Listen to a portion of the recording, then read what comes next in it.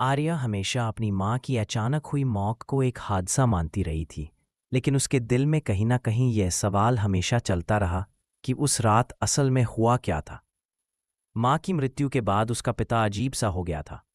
कभी घंटों कमरे में बंद रहता, कभी रात को घर में भटकता, जैसे किसी अदृश्य ताकत से डर रहा हो। एक दिन आर्या को अटारी में एक पुरानी डायरी मिली जो उसकी माँ की थी।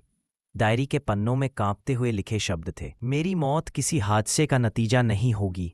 कोई मेरे पति को काबू में कर रहा है, कोई अपना बदला ले रहा है। डायरी पढ़ते पढ़ते उस पर सच्चाई खुलने लगी। उसकी माँ को असल में उसके पिता ने ही मारा था, पर पिता किसी काले जादू के कब्जे में थे, और वह जादू किसी और ने नहीं बल्कि उसकी अपनी बुआ ने किया था, क्योंकि वह आर्या की माँ से नफरत करती थी जानकर और उसके आर्या पिता को अपना कांप उठी। बनाना चाहती थी। उसी रात कमरे में ठंडी हवा चली और एक धुंधली परछाई उसके सामने प्रकट हुई।